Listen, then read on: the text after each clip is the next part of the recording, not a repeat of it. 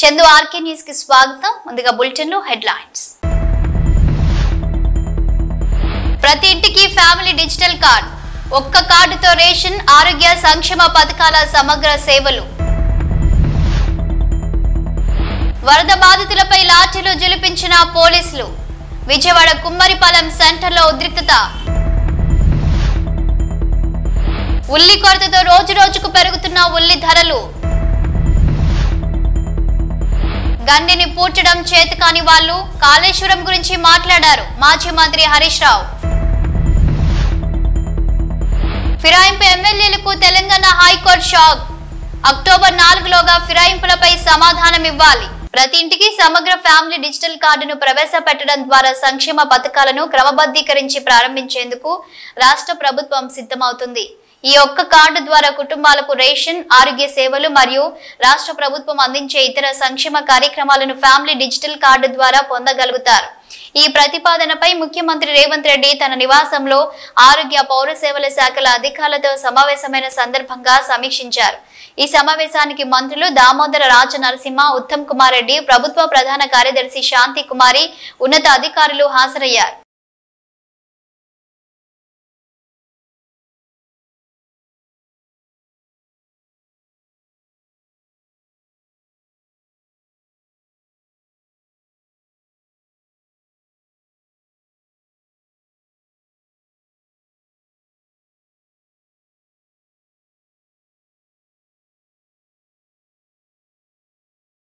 విజయవాడ కుమ్మర్తిపాలెం సెంటర్లో ఉద్రిక్తత నెలకొంది. రోడ్డుపై బైఠాయించి నిరసన తెలియజేస్తున్న వరద బాధితులపై లాఠీలు జిలిపించారు పోలీసులు. వరదలతో తీవ్ర నష్టం జరిగి ఇబ్బందులు పడుతుంటే వరద బాధితులపై లాఠీలు చితకబాదిన Bhavanipuram SI Uma Maheswara Rao, west zone ACP Durga Rao, మాకు న్యాయం జరగకపోగా మాపై లాఠీల వర్షం కురిపించారని కన్నీరు మున్నీరుగా విలపిస్తున్నారు బాధితులు. మాపై లాఠీలతో దాడి చేసిన పోలీస్ సిబ్బందిపై కఠిన చర్యలు తీసుకోవాలంటున్నారు వరదలతో తీవ్రంగా నష్టపోయిన బాధితులు.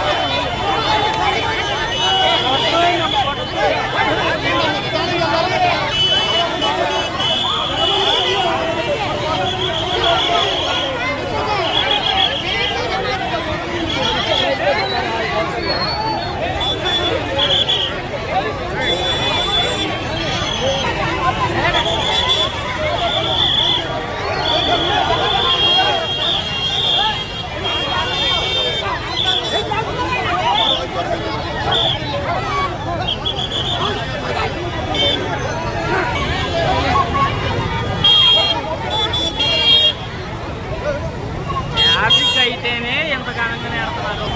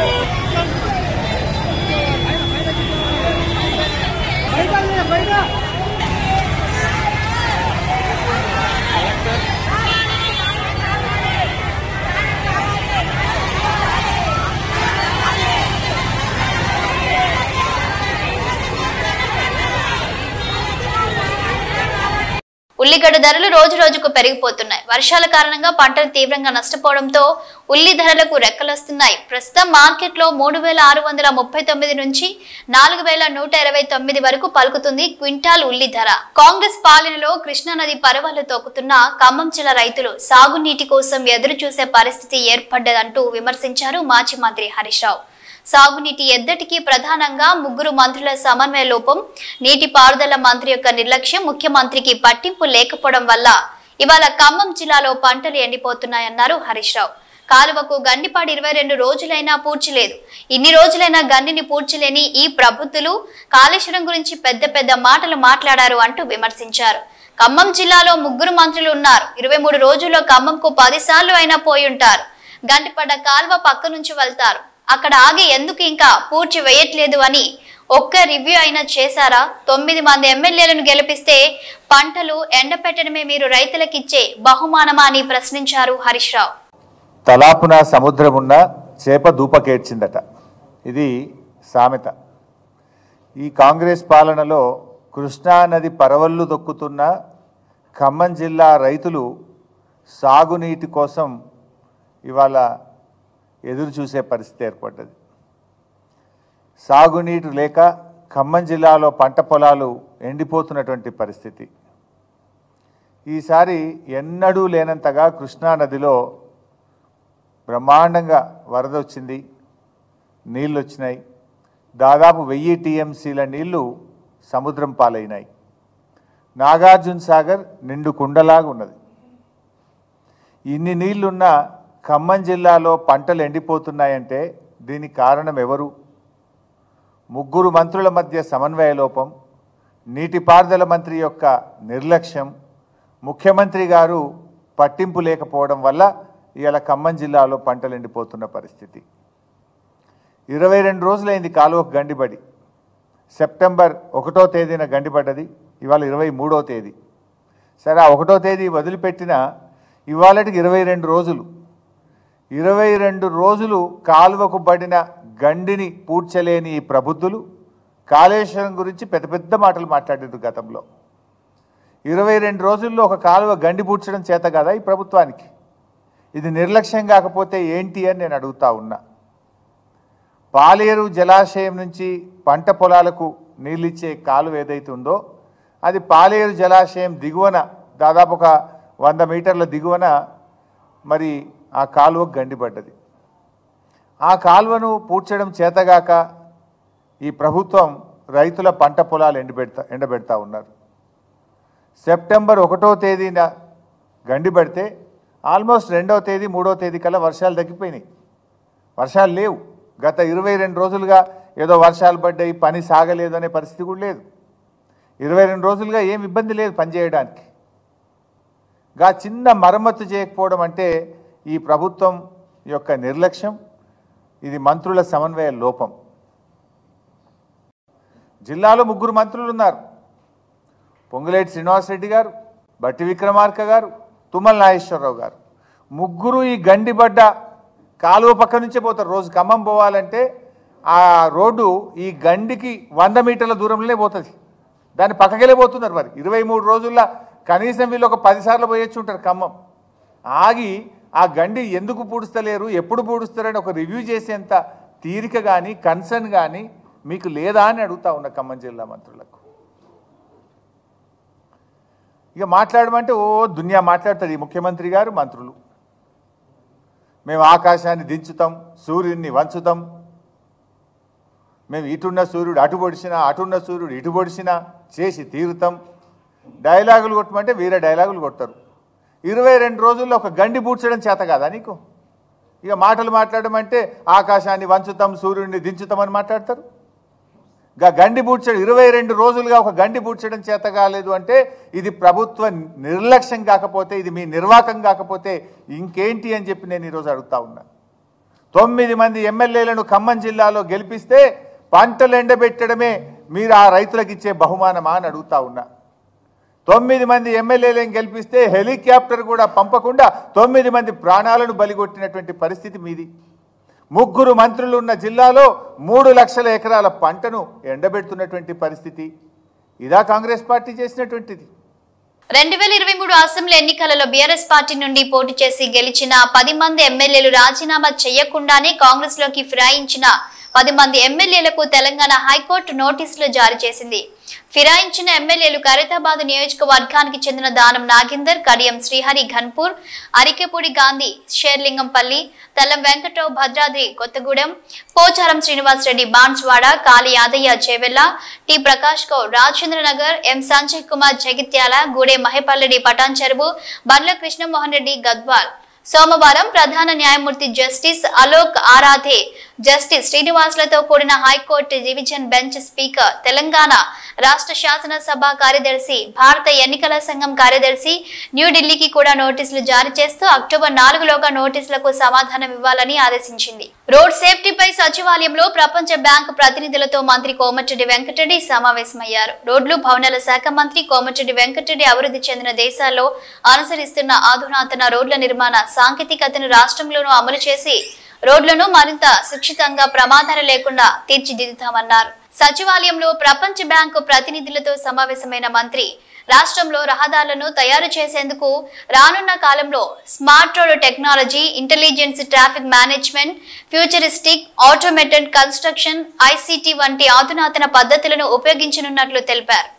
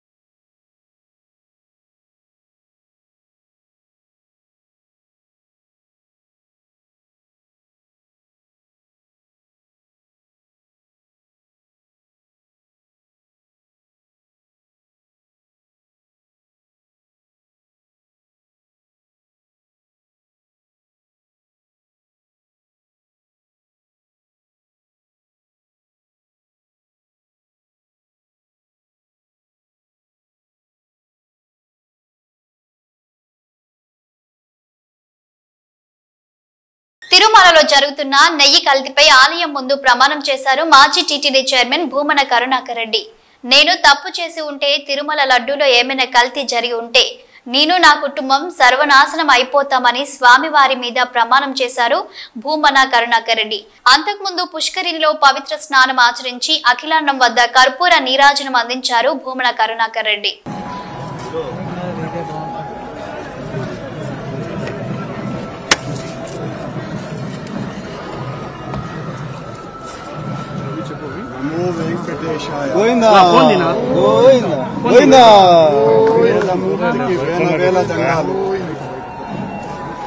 అఖిలాండ కోటి బ్రహ్మాండ నాయకుడికి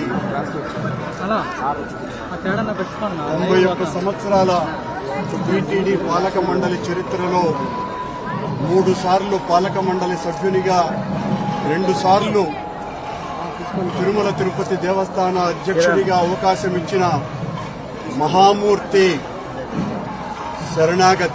శరణాగతి తండ్రి, గత కొద్ది రోజులుగా నా మనస్సు కలత చెందుతోంది. నిప్పుల కొలిమిలో నిలబడినట్టుగా ఉంది.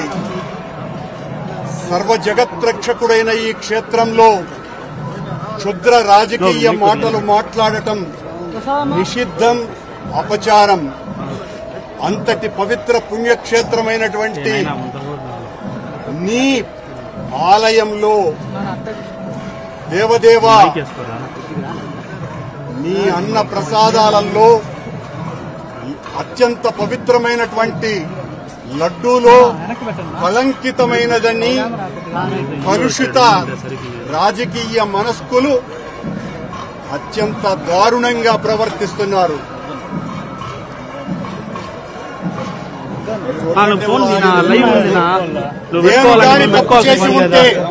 నేను తప్పు చేసి ఉంటే నేను, నా కుటుంబము సర్వనాశనమైపోవాలని ఏటిలో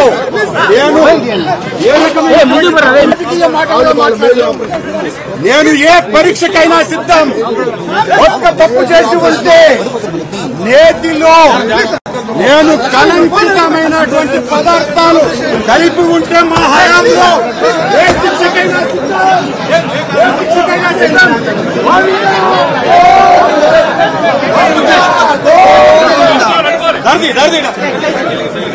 తప్పు చేసిన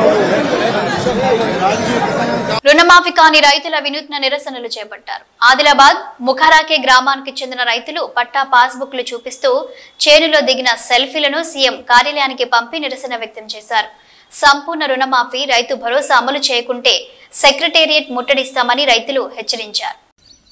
గౌరవ ముఖ్యమంత్రి గారు రేవంత్ రెడ్డి గారు గత ఎన్నికలలో ప్రతి రైతు కుటుంబానికి 2 లక్షల రూపాయలు రుణమాఫీ చేస్తామని హామీ ఇచ్చారు. మరి భార్య భర్తలు గిట్ట 2 పాస్బుక్లు ఉండి బ్యాంకులో 4 లక్షలు బాకీ ఉంటే 2 లక్షలు మాఫ్ చేస్తానని ఆ రోజు హామీ ఇచ్చిండ్రు. మరి ఎవరైతే భార్య భర్తలు గాని 2 లక్షల పైన ఎవరికైతే ఉన్నాయో వాళ్ళకి ఇంతవరకు బ్యాంకుల రుణమాఫీ చేయలేదు కాబట్టి రైతులు చాలా అవస్థలో ఉన్నారు. రెండవ విషయం, రైతు భరోసా కింద ఎకరానికి 15,000 రూపాయలు వేస్తామని ముఖ్యమంత్రి గారు గత ఎన్నికల్లో చెప్పారు.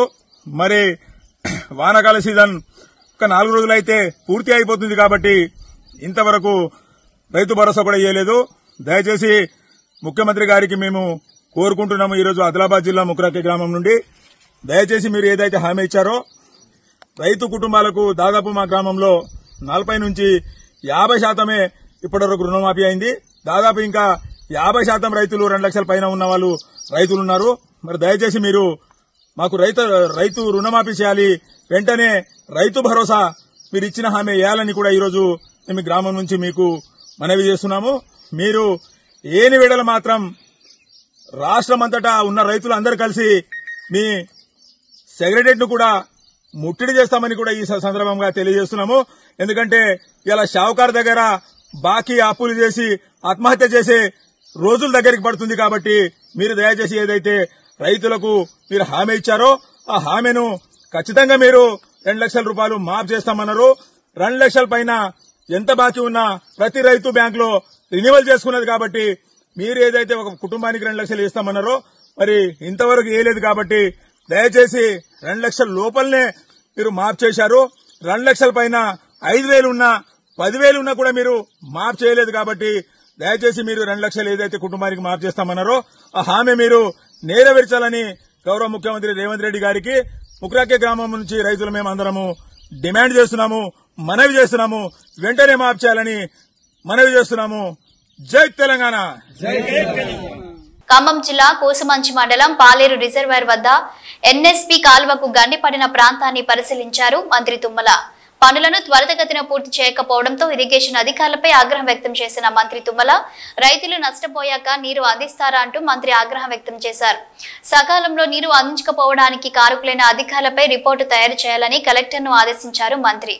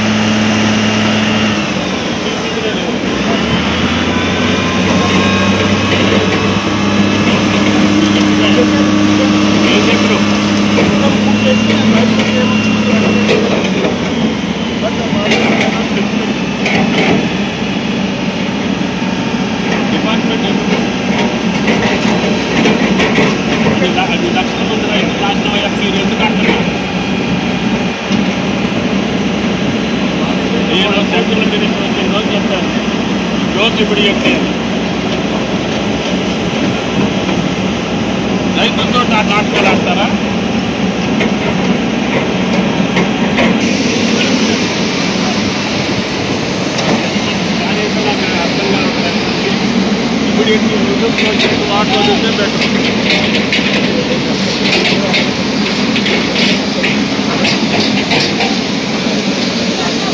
చాలా డేంజర్ ఉంది కింద 4-5 నియోజకవర్గాల్లో నెలల్లో పంటలు ఎండిపోతుంది.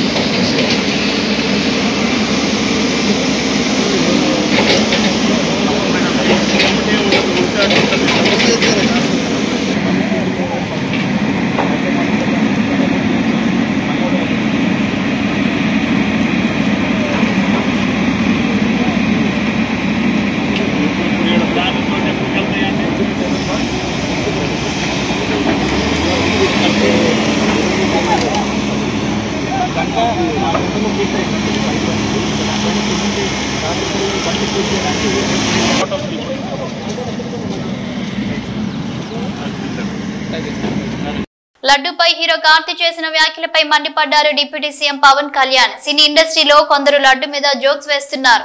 ఓ సినిమా ఈవెంట్ లో లడ్డు అనేది సెన్సిటివ్ ఇష్యూ అని ఓ హీరో కార్తీ అన్నారు. మళ్ళీ ఇంకోసారి అలా అనొద్దు, అపహాస్యం చేస్తే ప్రజలు మిమ్మల్ని క్షమించరు అని అన్నారు పవన్ కళ్యాణ్. సినిమా రంగానికి చెందిన వాళ్ళు ఈ ఇష్యూ గురించి మాట్లాడితే మద్దతుగా మాట్లాడండి, లేకుంటే నోరు మూసుకుని కూర్చోండి అంటూ ఘాటుగా చురుకలు అంటించారు పవన్ కళ్యాణ్. లడ్డు కావాలా నాయనా? ఇంకో లడ్డు కావాలా నాయనా? ఇప్పుడు లడ్డు గురించి మాట్లాడకూడదు, సెన్సిటివ్ టాపిక్, మనకు వద్దు అది. ఓకే, మోతీచూర్ లడ్డు తెప్పిస్తాం మేము మీకోసం. మోతీచూర్ లడ్డు సిచ్యువేషన్స్ కావాలి మాకు, అంతే. సిచ్యువేషన్ కావాలి, లడ్డు వద్దు, ఇప్పుడు వద్దు. సరే ఓకే. అలాగే ముఖ్యంగా ఫిల్మ్ ఇండస్ట్రీ కూడా నేను తెలియజేస్తా ఉన్నా, దీని మీద మీరు మాట్లాడితే మద్దతుగా మాట్లాడండి, లేదంటే మౌనంగా కూర్చోండి. అంతేగాని మీ మాధ్యమాల ద్వారా అపహాస్యం చేస్తే మటుకు ప్రజలు మిమ్మల్ని ఎవరు క్షమించరు. ఎందుకంటే చాలా డీప్ పెయిన్ ఇది. మీరు లడ్డు మీద జోక్లు వేస్తున్నారు. నేను ఒక సినిమా ఫంక్షన్లో కూడా చూశాను, laddu is a sensitive issue అని. Don't you ever say that. Don't you ever try day to say that please. కర్నూలులో హైకోర్టు బెంచ్ ఏర్పాటుకు రాష్ట్ర ప్రభుత్వం సిద్ధంగా ఉందని ముఖ్యమంత్రి నారా చంద్రబాబు నాయుడు అన్నారు. అమరావతిలో అంతర్జాతీయ న్యాయ కళాశాల ఏర్పాటుపైన ముఖ్యమంత్రి సమీక్షించారు. మైనారిటీ సంక్షేమ శాఖపై రాష్ట్ర ముఖ్యమంత్రి నారా చంద్రబాబు నాయుడు సమీక్ష నిర్వహించారు.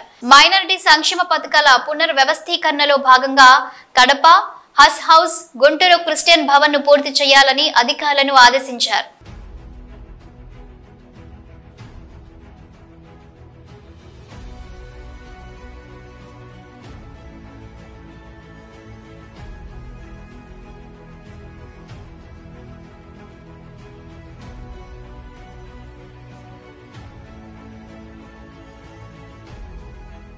ఇజ్రాయెల్ లెబనాన్ లో ఉన్న జిహాదీలపై పెద్ద ఎత్తున దాడులు జరుపుతుంది. దక్షిణ లెబనాన్ విడిచి వెళ్లిపోవాలని ఐడిఎఫ్ ప్రజలకు ఆదేశాలు జారీ చేసింది. ఇజ్రాయెల్ భారీ ఎత్తున ఇజ్రాయెల్ చేసిన దాడులతో ఎటు చూసిన భీకర భయానక దృశ్యాలు కనిపిస్తున్నాయి.